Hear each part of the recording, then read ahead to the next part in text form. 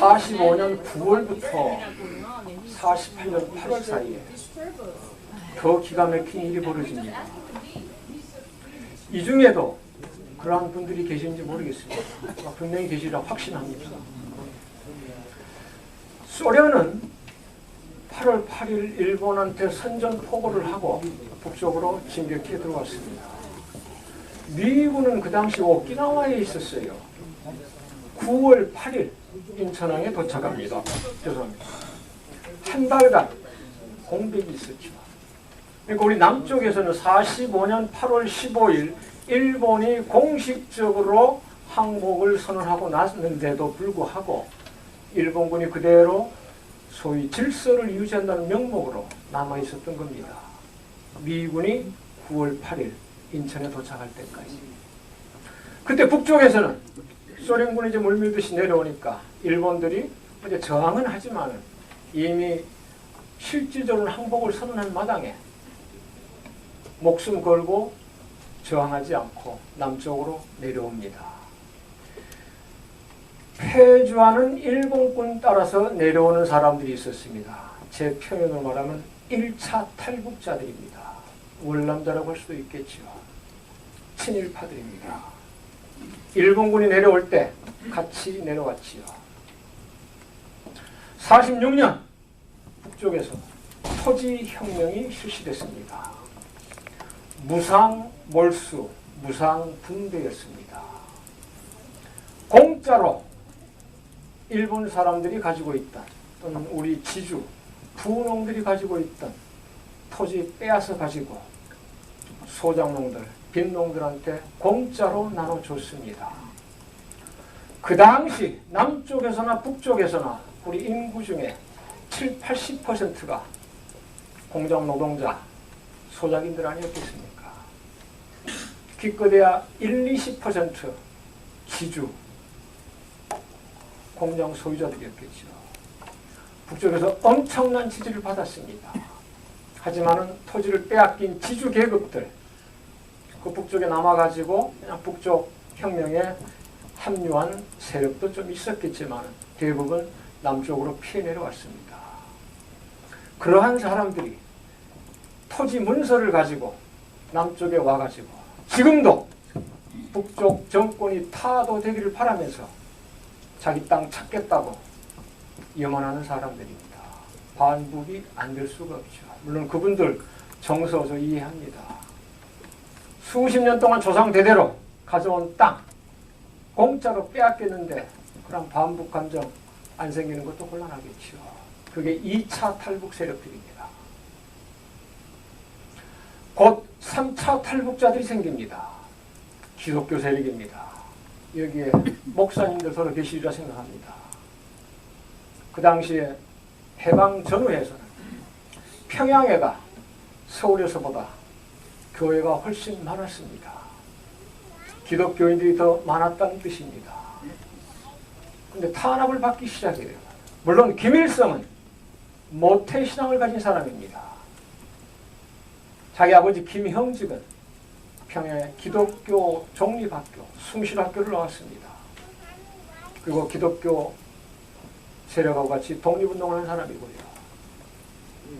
아버지가 죽고 중학교 2학년 때 반지에서 독립운동을 하다가 감옥에 갇혔습니다. 아버지 대신 김일성을 극진하게 보살펴준 사람이 있었습니다. 손정도 목사라는 사람입니다. 그분 아들이 우리 남쪽에 와가지고 초대 해군 제독을 했고요. 그래서 자기 아버지 어머니가 독실한 신자가 아니었다고 할지라도 물론 어머니 집안 외가는 독실한 기독교 집안입니다. 강씨 집안. 어머니 이름도 강반석입니다. 회고록을 보면 자기 어머니도 나 뭐 독실한 신앙 가지고 있지 않다 뭐 이렇게 얘기했다고 하지만 아무튼 반석이라는 집사였어요. 모태신앙을 가지고 있고 자기 그 생명의 은인 같은 사람이 목사였고 그래서 기독교에 대해서 호의적인 시각 가지고 있었습니다. 하지만 북쪽에 들어가가지고 혁명을 전개하면서 기독교를 포함한 모든 종교에 부정적인 시각을 갖게 됩니다. 혁명에 반하더라 이거예요.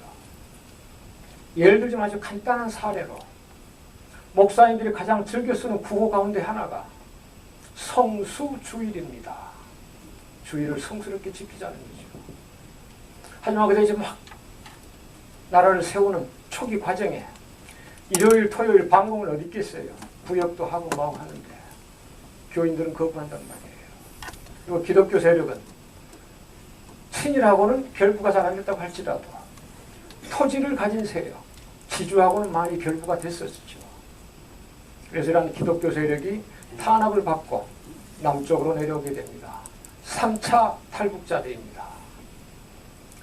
4차 탈북자들, 한국 전쟁 중에 생깁니다. 피난민들이라고 하지요. 이분들은 북쪽에 대해서 그렇게 원한이라든지 악 감정이 없는 것 같아요.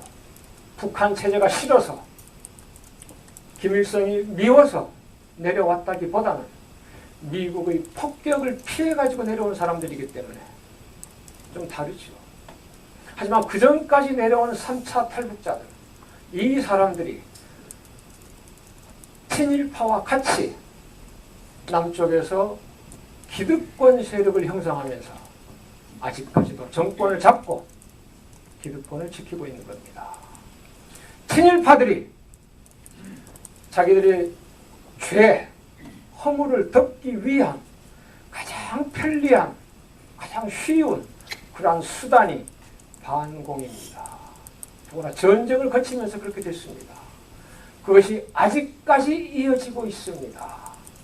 이게 아까 하는 어르신 가운데 가슴에 먹으라는 리본을 달고 계시는데요. 세월호 참사를 통해서 박근혜 정권의 무능 얼마나 많이 까발려졌습니까? 하지만 세월호 참사 데모하는 사람한테까지도 종북주의자라는 딱지를 붙이면 그만입니다. 리본도 못 답니다.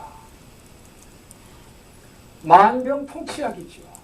친일의 허물을 덮기 위한 만병통치약이 바로 종북몰이라는 겁니다.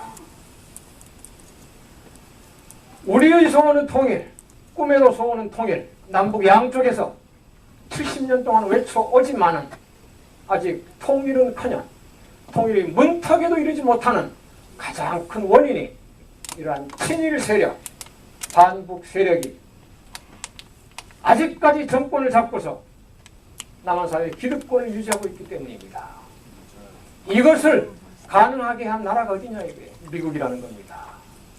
그래서는 미국의 1차 책임, 한반도를 분단시킨 거고 2차 책임, 그 분단 위에 친일파를 통해서 남한이 정권 유지가 되도록 한 것, 이끌어온 것, 이것이라고 저는 확실하게 공개적으로 떳떳하게 주장합니다.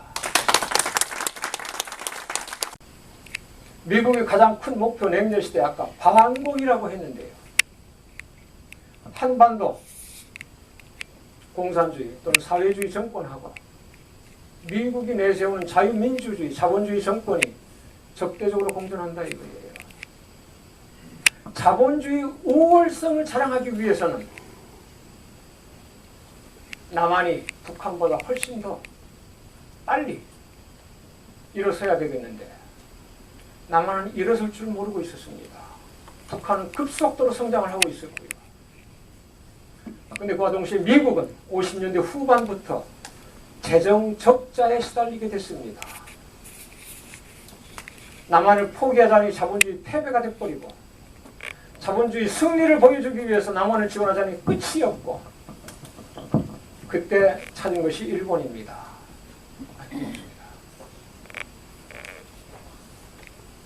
물도 2병씩이나 들어오네요. 고맙습니다. 그런데 남한하고 일본은 적대관계를 유지하고 있단 말이에요. 이승만한테 압력을 가했지만 이승만이 그건 받아들이지 않았습니다. 그냥 안 하겠다고 했습니다. 이승만이 쫓겨날 뻔했습니다. 완고한 노인이라면서.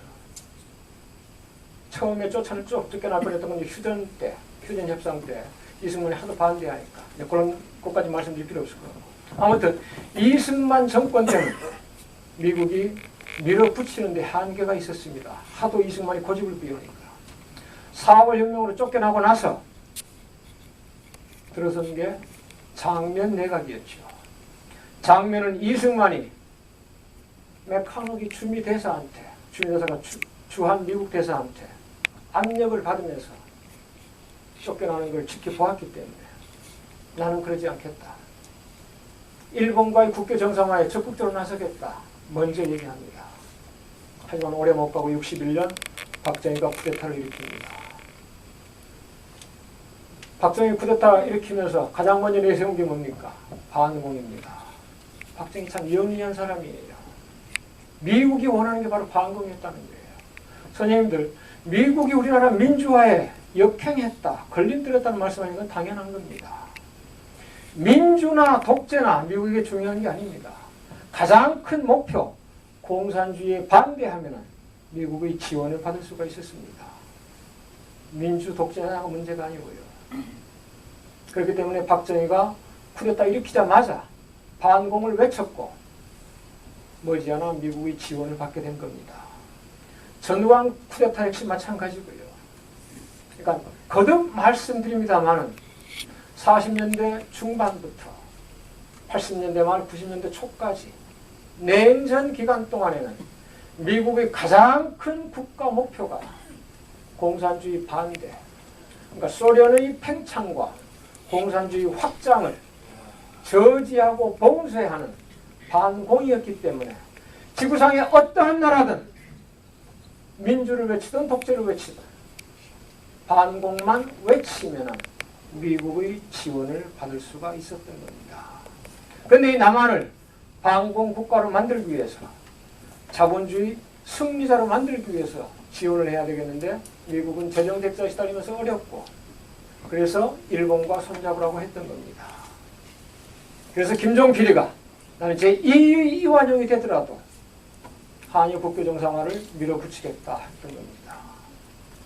그래서 독도 문제 졸속적으로 처리하고, 여러분 오해하고 계세요. 일본의 오호이라가 김종필하고 회담하면서 독도를 폭파하자고 제안했다고 하는데 그건 잘못됐습니다. 김종필이 먼저 제안했어요.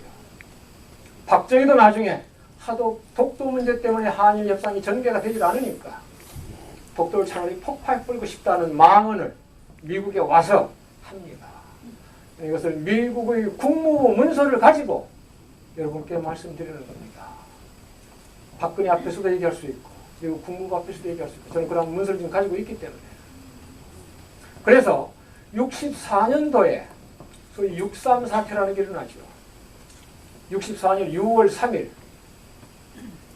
서울에 위수령을 내리고 박정희 정권 때 서울에 있는 모든 대학에 탱크를 진주시켰습니다. 데모하지 말라고요. 한일 협정에 반대하는 시위를 막은 거지요. 그때 나왔던 학생들의 구호 아주 재밌는 게 하나 있습니다. 가장 흔한 구호가 굴욕적인 한일 협상 중단하라 였습니다만은 또 하나 재미있는 거 있었어요. 양키 입 닥쳐. 뉴욕타임스에 양키 샷업 이렇게 나왔습니다. 미국이 일본과 한국에 압력을 가해가지고 할 수 없이 협상이 진행되고 있다. 이것을 상징하는 것이었습니다. 한 가지 재미있는 말 말씀드릴까요? 이명박이 그때 고려대학교 학생이었습니다. 나중에 대통령이 돼가지고 이명박 대통령한테 가장 즐겨 쓰던 말 가운데 하나가 내가 그거 해봐서 아는데 나도 데모 해봐서 아는데 나도 아르바이트 해봐서 아는데 이런 얘기 많이 했습니다. 데모 해봤습니다. 그 데모가 64년 6월 한일협정에 반대하는 고려대 학생들 반대 시위였습니다. 이재호가 주동자였고 이재호하고 이명박들이 친구잖아요. 그러한 사연이 있는 겁니다. 그래서 60년대에 전개됐던 한일 협상도 미국의 압력에 의해서 이루어졌고 바로 몇 달 전에 있었던 한일 위안부 협상도 미국의 압력에 의해서 전개된 겁니다. 60년대에 전개됐던 한일 협상은 우리 남한의 안보를 위해서 그 당시에 우리는 북한보다 훨씬 뒤처져 있었고 미국의 재정 악화를 해가지고 우리 한국에 지원하는데 군수물자라든지 경제지원 거의 모두 미국의 지원을 받았는데 이게 한계가 있으니까 미국이 우리 남한에 병력을 감축하라고 합니다. 이승만이 거부했어요. 오히려 병력을 증강해가지고 북진 통일을 해야 되는데 어떻게 군비를 감축하라는 소리냐. 그래서 미국이 제안한 게 우리 남한에 대한 핵무기 배치였습니다. 58년 1월부터 우리 남한 땅에 미국 핵무기가 들어오는 거예요. 물론 여기에는 우리 미국의 재정 적자도 있습니다만 또 하나 57년에 재미있는 사건이 터집니다. 자꾸 얘기가 좀 빗나가는데 이왕 얘기가 나온 김에 두서없이 몇 가지 말씀드리겠습니다. 핵무기는 세계 최초로 1945년 미국이 개발했습니다. 소련은 4년 늦은 1949년에 만들었어요. 그 핵무기를 실현할 수 있는 가장 효과적인 수단 ICBM, 대륙간 탄도미사일이라고 합니다. 군사용어에 조금 익숙하지 않으신 분들께서는 그냥 태평양이나 대서양을 건널 수 있는 최소한 5,000km 이상 날아갈 수 있는 장거리 미사일이라고 생각하시면 됩니다. 이러한 장거리 미사일을 개발하기 위해서는 인공위성을 쏘아 올릴 수 있어야 됩니다. 그 기술을 적용하는 거니까요. 그런데 인공위성은 소련이 미국보다 먼저 1957년 쏘아 올렸습니다. 미국이 충격을 받았어요. 그러한 군사 과학적인 측면에서 소련은 한참 뒤진 걸로 알았는데 자기네보다 더 인공위성을 쏘아 올렸단 말이에요. 그 인공위성 이름이 스푸트니크입니다. 그래서 영어 단어에도 스푸트니크 샥이라는 말이 있어요. 스푸트니크 충격. 소련이 인공위성을 쏘아 올려가지고 미국 사람들이 받은 충격, 엄청난 충격을 가리킬 때 스푸트니크 샥이라고 하는 겁니다. 그래서 57년 소련이 미국 워싱턴까지 때릴 수 있는 그런 ICBM으로 연결될 수 있는 인공위성을 쏘아 올리니까 미국이 58년 1월부터 남한에 핵무기를 들어놓기 시작한 겁니다. 한 가지 이유가 더 있어요. 그 당시 이제 핵무기는 아주 그 초보적인 원시적인 것이었습니다. 소량화가 안 돼가지고 아주 크던 것이었어요. 핵포병인데요. 유럽에서 쓸모없이 됐습니다. 폐기 처분해야 되는데 인심 쓰듯이 남한에 갖다 놨던 겁니다. 그러니까 남한의 병력을 감축시키고 소련의 ICBM 성공에 대비하고 유럽에서 철수해야 되는 그런 고물 핵무기를 처리하기 위해서 58년 1월부터 우리 남한 땅에 핵무기를 들어놓기 시작한 겁니다. 이해가 좀 딴반 들어갔습니다. 이런 식으로 미국은 오로지 반공이라는 목표에 따라서 일본을 끌어들여가지고 우리 한국과 손을 잡게 했던 거죠. 그래서 결과적으로 1965년 한일 국교 정상화가 이루어졌습니다. 그런데 1980년대 말부터 91년 사이에 동독이 무너지고 소련이 해체돼 버렸습니다. 냉전이 종식돼 버린 거예요. 미국의 대외 정책 목표가 바뀌지 않을 수 없게 된 거죠. 그 전까지는 가장 큰 목표가 소련의 팽창, 공산주의 확장을 저지하고 봉쇄하는 것이었는데 그러한 소련이 무너질 마당에 이제 미국의 대정책 목표가 뭐냐 이거죠. 그래서 클린턴 정부 때 내세웠던 게 개입과 확장이라는 겁니다. Engagement and enlargement. Engage, 개입하다. 무엇을 개입하다? 과거에 공산주의를 지향했던 국가들한테까지도 개입을 해가지고 뭘 확장하느냐. 미국이 추진하는 자유민주주의와 시장 경제를 확장한다. 그래서 미국이 시장으로 만들겠다는 거죠. 이것을 개입과 확장 정책이라고 했습니다.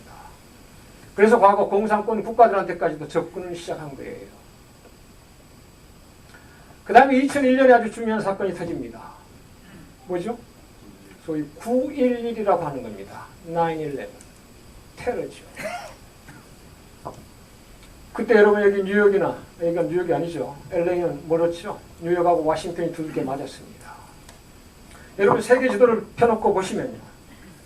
미국처럼 세계에서 안전한 나라 없습니다. 양쪽으로 가장 큰 두 개 바다가 자리 잡고 있어요. 태평양과 대서양. 위로는 미국 땅덩이보다 훨씬 큰 캐나다가 있습니다. 아래로는 멕시코가 있어요. 국경을 접하고 있는 나라 두 개밖에 없습니다. 캐나다 땅덩이는 미국보다 크지만 군사력은 아주 약합니다. 우리 남한 군대보다 더 못합니다. 아래 멕시코 말할 것도 없고요. 그리고 미국은 대서양을 건너서 유럽에 10만 병력을 전진 배치시켜 놓고 있습니다. 우리가 나토라고 하지요. 태평양을 건너서 아시아 쪽에 10만 대군을 전진 배치시켜 놓고 있습니다. 주일미군, 주한미군, 이 주력 부대지요. 괌에도 나가 있고요. 유럽에서든 아시아에서든 미국을 향해 침공할 수 있는 나라 없습니다. 그만큼 안전한 나라예요. 그런데 민간 항공기 두 대가 워싱턴 상공에서, 뉴욕 상공에서 펜타곤을 없애버린 건 아니라 파괴시키고 뉴욕의 쌍둥이 빌딩 없애버린 겁니다. 어마어마한 충격을 받았겠죠. 그래서 나온 것이 부시 정권 때 소위 선제 공격론이라고 하는 겁니다. Preemptive Strike.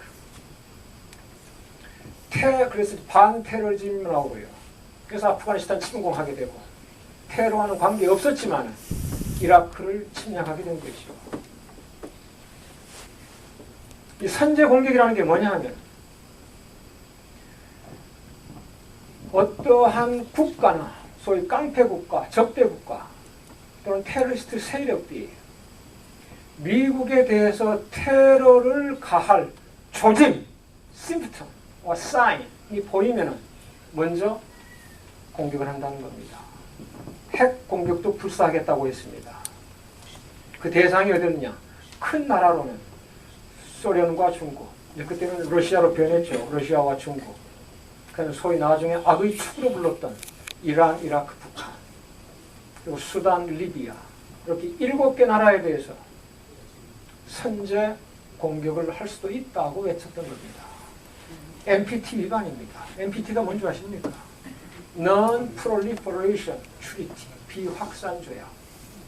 이 NPT에 의해서 UN 안보리 상임이사국 5개 나라 말고 핵무기를 개발하지 못하게 되어 있습니다. 잠깐 좀 또 엉뚱하게 세겠습니다만 우리 세계 체제에서 가장 불평등하고 말도 안 되는 비대칭 이런 기구가 있습니다. UN 안전보장이사회 상임이사국 체제입니다. 미국, 소련, 지금은 러시아, 영국, 프랑스, 중국, 과거에는 대만이었다가 70년부터 지금 중국으로 바뀌었죠. 이 5개 나라는 거부권을 가지고 있어요. 비토라고 하죠.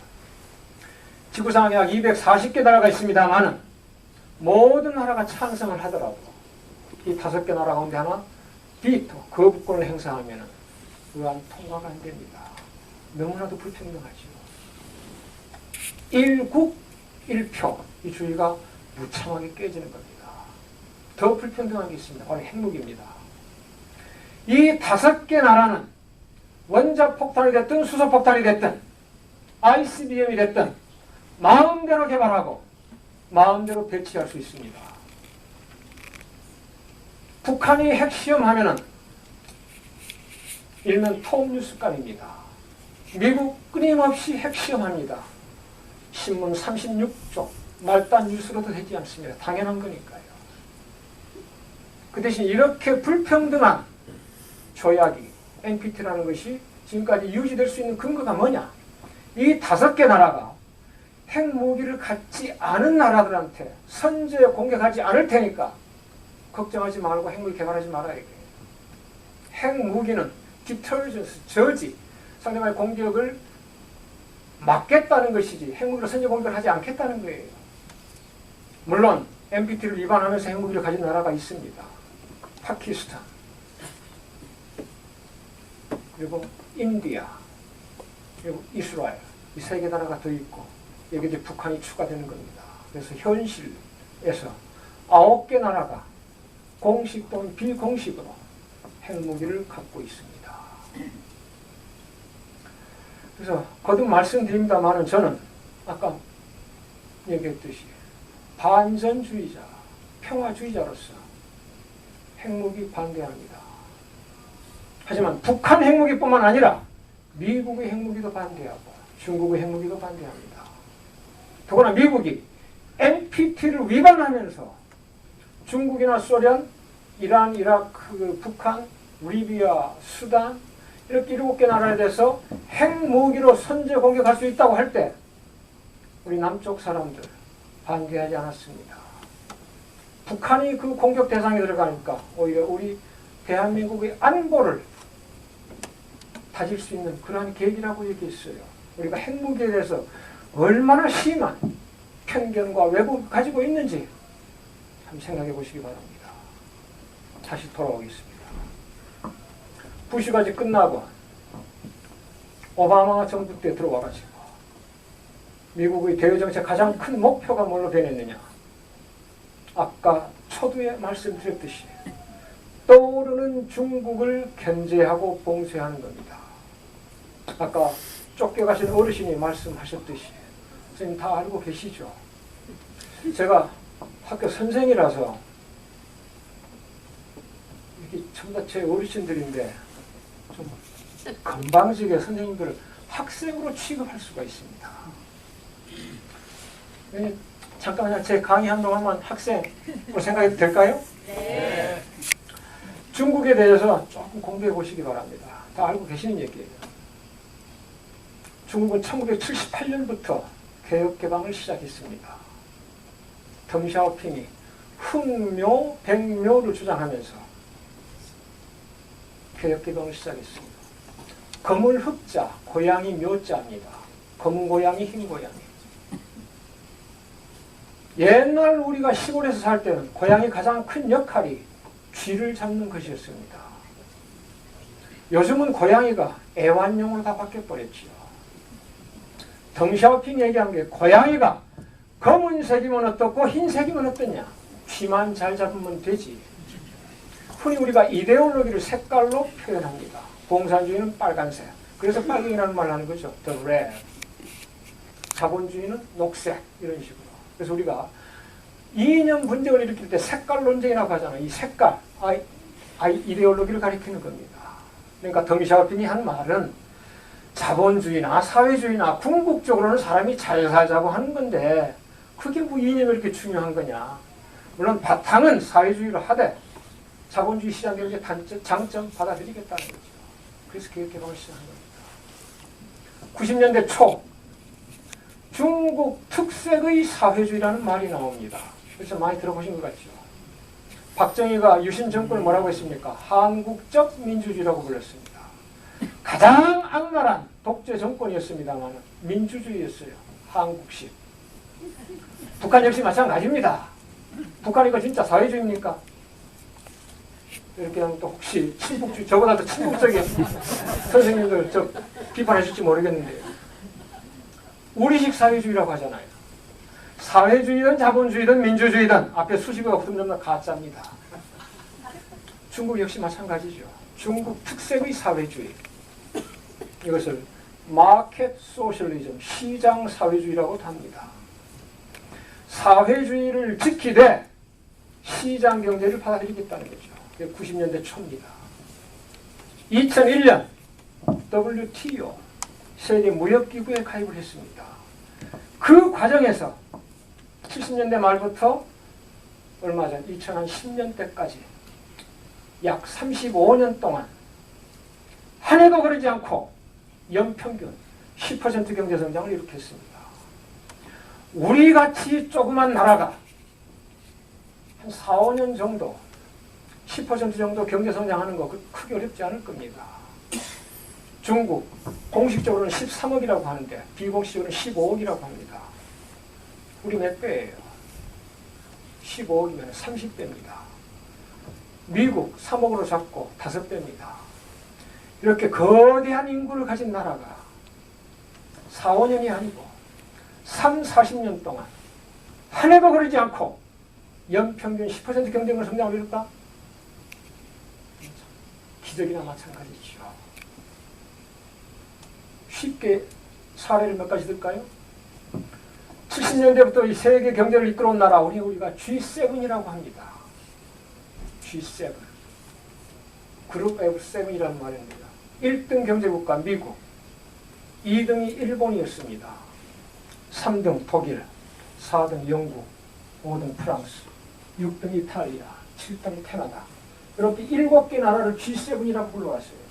70년대부터 지금까지 세계 경제를 이끌어온 자본주의 선진국들입니다. 중국이 90년대부터 이 나라들을 추월하기 시작했습니다. 90년대 초 캐나다 따라잡았습니다. 2000년대 접어들자마자 이탈리아 제꼈습니다. 2005년 프랑스 잡았어요. 2006년 영국 따라잡습니다. 2007년 독일까지 제낍니다. 그리고 2010년 세계 2위 경제대국 일본을 따라잡았습니다. 그때부터 G2라는 말이 나왔습니다. 많이 들어보셨죠? 미국과 중국을 가리켜가지고 G2라고 부르게 됐습니다. 차이메리카, 차이나하고 아메리카를 합성한 거죠. 차이메리카 시대가 됐다고 했고요. 앞으로 21세기는 중국의 시대가 될 것이다. 영어로 팍스 시니카. 19세기가 팍스 브리테니카. 20세기가 팍스 아메리카나 라면 21세기는 팍스 시니카가 될 것이다. 그러니까 19세기가 영국에 의해서 세계 질서가 유지되고 20세기는 미국에 의해서 세계 평화가 유지됐다면 21세기에는 중국에 의해서 세계 질서가 유지될 것이다. 그런 말이죠. 2012년 세계 제1의 무역 대국이 됐습니다. 미국을 뛰어넘었습니다. 2014년 재작년이죠. 미국의 GDP를 앞섰습니다. 그런 얘기는 두 가지가 있어요. GDP를 산출하는 데는 두 가지 방법이 있습니다. 과거 전통적으로 한다면 시장 환율, Market Exchange Rate이라고 합니다. 요즘도 세계은행에서는 이 방법을 쓰고 있습니다. 이에 따르면 아직도 미국의 GDP가 중국의 GDP를 훨씬 앞섭니다. 대략 한 10년 정도는 걸려야 중국이 미국을 따라잡을 것이라는 예상이 나옵니다. 요즘 경제계에서는 특히 IMF에서는 시장 환율로 GDP를 계산하지 않고 구매력, Purchasing Power Parity라고 하죠. 이걸 가지고 계산합니다. 이 수치에 의하면 이건 이제 물가를 반영한 GDP라고 생각하시면 됩니다. 쉽게 말씀드리면 2014년 중국이 미국을 따라잡아 버렸습니다. 이러한 급속적인 경제 성장을 바탕으로 군사비도 어마어마하게 증액시키고 있습니다. 요즘 15% 안팎의 군비 증액을 하고 있습니다. 그래서 2010년부터는 미국을 제외한 모든 군사강국들, 독일이나 일본은 경제적으로 2, 3위를 유지했습니다만 군사비는 많이 못 씁니다. 과거 패전국들로서 GDP 1%만 군사비를 쓰고 있습니다. 군사비를 많이 쓰기로는 프랑스와 영국이죠. 그러한 프랑스나 영국보다도 2010년부터는 2배 이상을 쓰고 있습니다. 물론 미국에 비하면 아직 멀었습니다. 이러한 급속한 군사비 팽창을 통해 가지고 새로운 무기 많이 만들었습니다. 90년대 이미 ICBM 개발 성공했어요. 이제는 항공모함 만들었습니다. 항공모함이 뭐냐 하면요, 전투기 수십 대를 실을 수 있는 MD, 미사일 디펜스 체제를 뚫기 위해서. 이러한 상황에서 과연 한반도 남한에 들어올 사드, 이것이 얼마나 효과적일까 한번 생각해 보시기 바랍니다. 제가 굳이 말씀드리지 않겠습니다.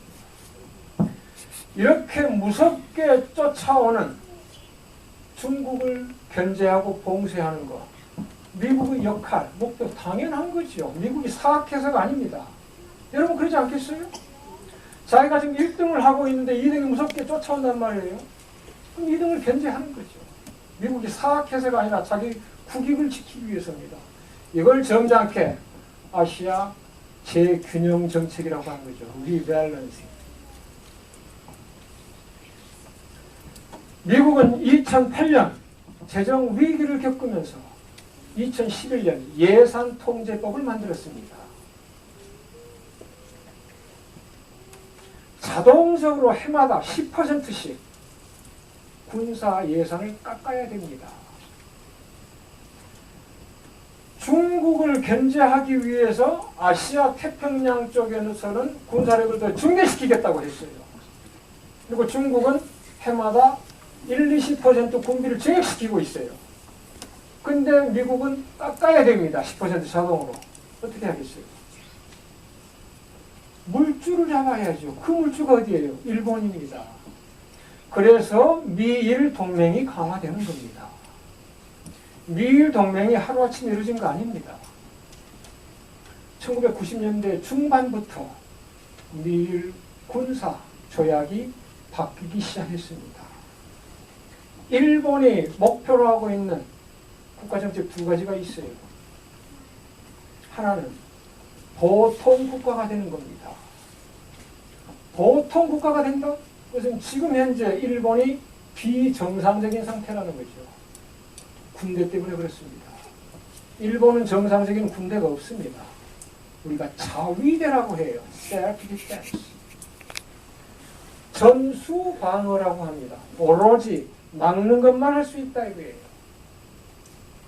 소위 그 평화헌법 때문에 일본이 병력이 먼저 다른 나라에 침략할 수가 없고 다른 나라의 침략을 받았을 때 방어만 할 수 있다는 거죠.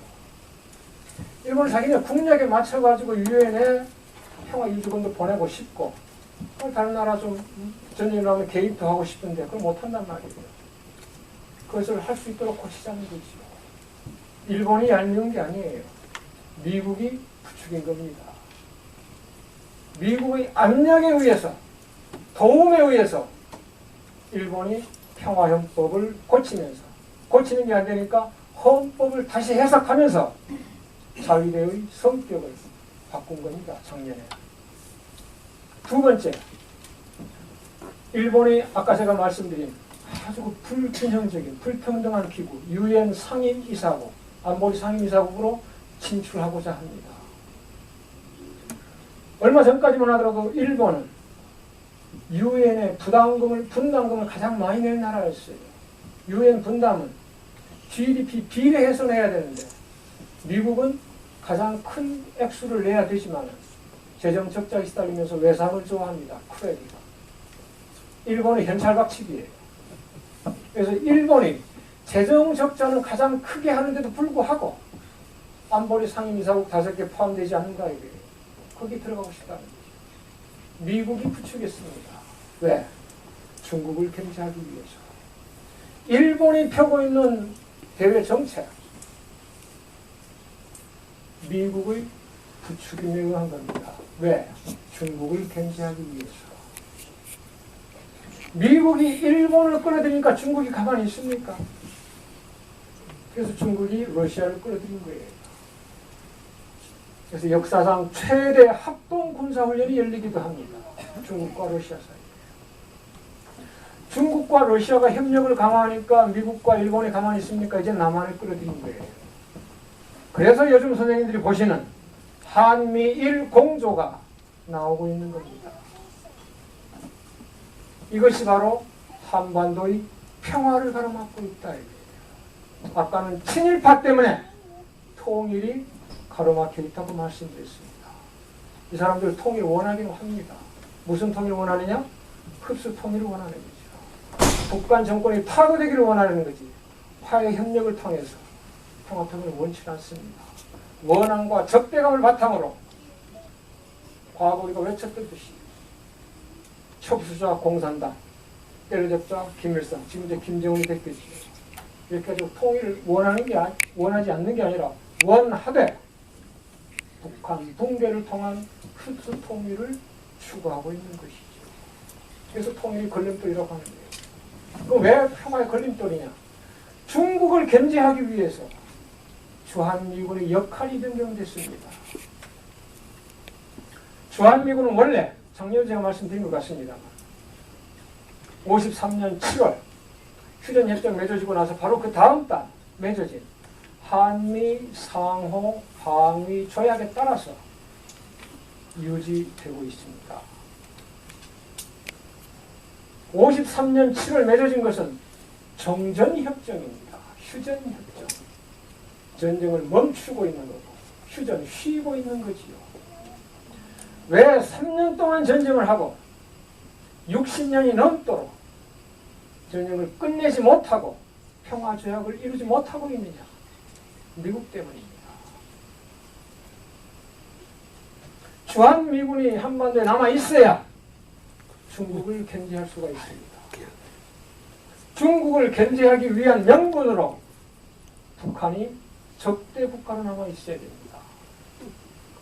그래서 저는 얼마 전에 북한이 수소폭탄 실험을 했다는 소리 듣고 아, 미국은 웃음 짓고 있겠구나 하고 얘기했던 겁니다.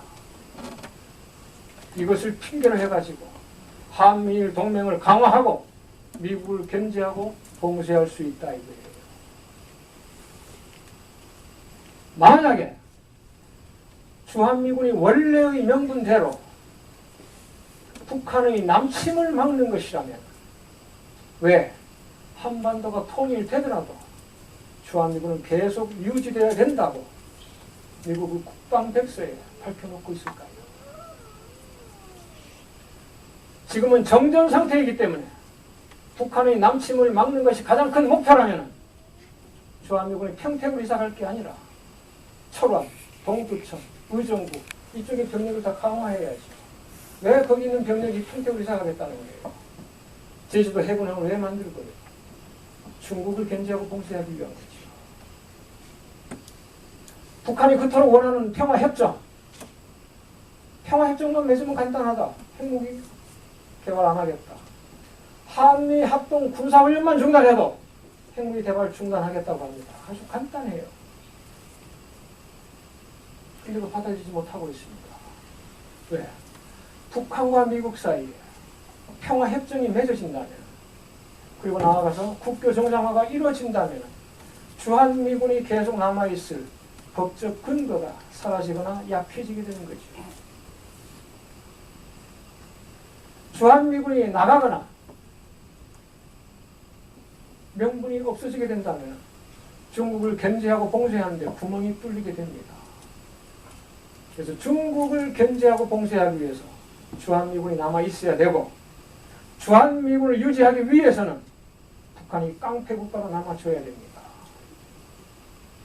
핵무기 문제가 풀릴 수 없는 가장 기본적인 배경이라고 생각합니다. 한반도 분단 상태가 계속 유지돼야 우리 남한이 세계 최대 미국 무기를 수입하는 그런 국가로 유지될 수가 있고요. 그래서 바로 이러한 것 때문에 미국의 대정책 때문에 한반도의 통일에 진전되지 않고 한반도의 평화가 쉽게 정착되지 않는다. 그래서 우리 한반도 평화 통일에 대한 미국의 책임은 어마어마하게 큰데 미국이 풀려고 하는 의지는 엄청나게 빈약하다. 그래서 미국에 살고 계시는 선생님들께서 미국의 의지가 좀 더 커질 수 있도록 고민해 주시기 바랍니다. 제 말씀 여기서 마치겠습니다.